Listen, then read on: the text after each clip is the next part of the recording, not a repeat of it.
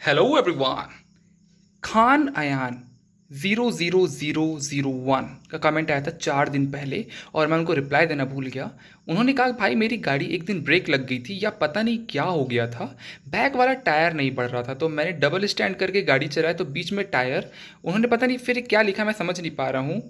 गया, तो बस इसका सॉल्यूशन बता दीजिएगा और ये क्यों हुआ ये भी बता दीजिएगा। और हाँ भाई, पार्किंग ब्रेक भी नहीं अप्लाई थी तभी भी ये हो रहा था, बट भी कुछ देर बाद ये नॉर्मल हो गया, मतलब सही हो गया, तो इससे मेरी गाड़ी में तो कोई प्रॉब्लम नहीं आएगी होगी ना। प्लीज़ इस पर एक वीडियो बना दीजिए और कल ही डाल दीजिए और सॉल्यूशन भी बता दीजिए। आपकी वीडियो से बहुत कुछ जानने को मिला है भाई। First of all thank you so much कि आपको मेरी वीडियो से बहुत कुछ जानने को मिला है, एंड सेकेंडली कि आपको मेरी वीडियोस पसंद आती हैं। मैं आपकी प्रॉब्लम को सॉल्यूशन बताता हूँ एंड उन लोग को ही बता दूंगा कि जिन लोग का जो रियर व्हील जो है वो जैम हो जाता है वो किस वजह से होता है।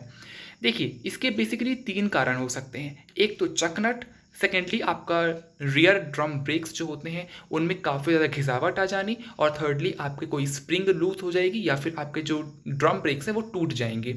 आप इसका मतलब इसको थोड़ा और डीपली समझते हैं कि मैं किसके बारे में बात कर रहा हूँ। एक्चुअली ये आपकी गाड़ी है, ठीक है ना। फॉर एग्जाम्पल इसे मान लीजिए आपकी गाड़ी है और आपने क्या किया, आप अपनी गाड़ी को आगे पीछे कर रहे हैं, लेकिन आपकी गाड़ी का जो पिछले वाला चक्का है वो जाम हो गया, यानी कि वो आगे की तरफ नहीं बढ़ रहा है। या फिर ये हो सकता है कि आपने अपनी गाड़ी को आगे तरफ बढ़ाया, आगे पीछे आगे पीछे आगे पीछे किया, नहीं हो रहा है, लेकिन कुछ देर बाद वो आगे पीछे होने लगा। इसके 2 प्रमुख रीज़न होते हैं। पहला रीज़न ये है कि आपका जो ड्रम ब्रेक है, यानी कि जो पिछला ड्रम ब्रेक है, इसको हम कैसे क्लीन करते हैं। ये जो आपका यहाँ पास आपको ड्रम ब्रेक दिया गया है इस क्लच पैनल के अंदर, तो ये जो ड्रम ब्रेक्स है, पहले ये हो सकता है कि आपके ड्रम ब्रेक्स में कुछ घिसावट की वजह से वो चीज़ नहीं पकड़ पा रही हो, या फिर वो जो ब्रेक्स है वो प्री अप्लाइड हो, यानी कि पहले से लग चुके हों, क्योंकि आपको पता नहीं चलेगा, आप लोग ब्रेक्स को अप्लाई नहीं करेंगे लेकिन वो प्री अप्लाइड हो जाते हैं। और सेकेंडली हो सकता है कि आपका ब्रेक शू कहीं से ब्रेक हो गया हो, जिसकी वजह से वो आगे पीछे की तरफ आपके रियर व्हील को पकड़ लिया हो।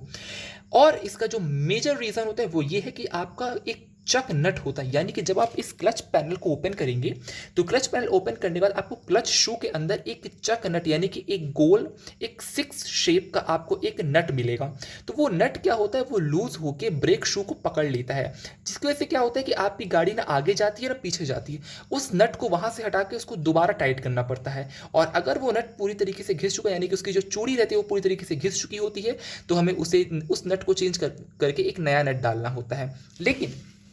जैसा उन्होंने कहा कि उनकी गाड़ी का जो प्रॉब्लम थी वो कुछ देर बाद ऑटोमेटिकली ठीक हो गई। देखिए क्या होता है, उन्होंने अपनी गाड़ी को मतलब सेंटर स्टैंड में डाला, और डालने के बाद जब अपनी गाड़ी को मूव करे तब भी उनकी गाड़ी नहीं उठी, लेकिन कुछ देर बाद वो सही हो गया। हो सकता है कि उनकी गाड़ी के जो ब्रेक्स हैं वो प्री अप्लाइड हों, तो उन्होंने ट्राई तो किया होगा अपने ब्रेक्स को प्रेस करने का, ये तो है नहीं कि उन्होंने अपने ब्रेक्स को प्रेस करने का ट्राई नहीं किया होगा। पार्किंग ब्रेक जो है उन्होंने भले ही अप्लाई नहीं किया होगा, लेकिन उन्होंने अपने ब्रेक्स को जरूर अप्लाई किया होगा। और ब्रेक्स को अप्लाई करने के बाद हो सकता है, बिकॉज ये सीबीएस पैटर्न के साथ आती है, तो हो सकता है कि आपके रियर ब्रेक्स जो है वो फ्री हो गए हों, जिसकी वजह से आपकी गाड़ी में ये प्रॉब्लम हट गई हो। जो प्रॉब्लम आप प्रेजेंट में फेस कर रहे थे वो प्रॉब्लम आपकी गाड़ी से हट गई हो। लेकिन ये भी हो सकता है कि आपके जो ब्रेक शू हैं वो कहीं ना कहीं वो घिस गए हों या खराब हो रहे हों, क्योंकि ये इंडिकेशन होते हैं, ये छोटी छोटी चीज़ें अगर आपकी गाड़ी में कुछ हो रहा है तो ये इंडिकेशन होते हैं कि आप जाके अपनी गाड़ी को चेक करवा लें। ये नहीं कि आपकी गाड़ी अगर आप उस टाइम पर तुरंत ठीक हो गई तो हो सकता है कि बाद में वो आपको एक मेजर प्रॉब्लम देते दे। तो मेरे ख्याल से अगर आप मुझसे पूछ रहे हैं कि भाई आपकी गाड़ी को कुछ होगा तो नहीं होगा, यानी कि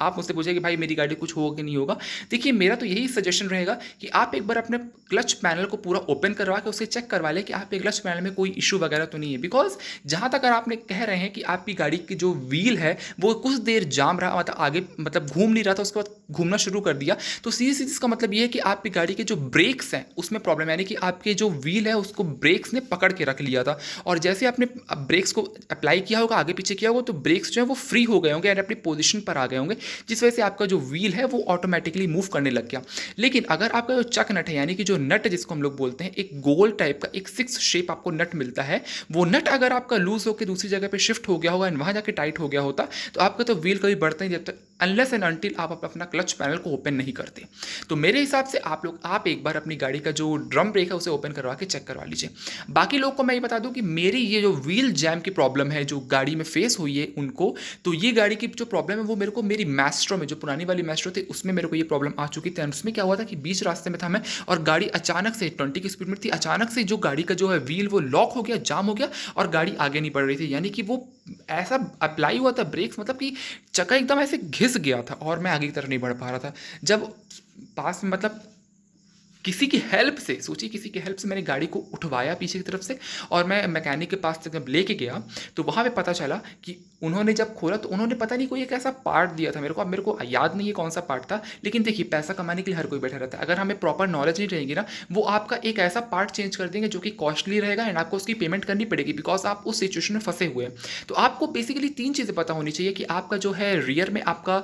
चक नट आपका जो है लूज नहीं होना चाहिए, अपनी जगह पर होना चाहिए। सेकेंडली आपके जो ड्रम ब्रेक्स है वो प्री अप्लाइड नहीं होनी चाहिए यानी खराब नहीं होनी चाहिए। एंड आपके जो ब्रेक शू हैं वो आपके टूटे हुए यानी कि ब्रेक नहीं होने चाहिए। अगर ये सारी प्रॉब्लम नहीं है आपकी गाड़ी में तो आपकी जो रियर व्हील है वो जैम नहीं होगा। एंड अगर जैम हो रहा है तो इन 3 चीज़ों पर आप जरूर फोकस कीजिएगा, वरना जो मैकेनिक है वो पैसा कमाने के लिए आपके मतलब कोई भी पार्ट को चेंज करके आपको दे देगा और बोलेगा कि ये प्रॉब्लम है, और प्रॉब्लम जो है वो छोटी सी रहती है। तो ये एक इन्फॉर्मेटिव वीडियो भी है और उनको जो अयान खान को अगर कोई प्रॉब्लम होगी तो मुझे कमेंट सेक्शन में दोबारा पूछ लेंगे उनको क्या प्रॉब्लम है, लेकिन मैंने उनको सॉल्यूशन बता दिया। एंड आई होप सो आप सबको वीडियो मेरी पसंद आई होगी। Thank you so much for watching, love you all guys, bye, take care.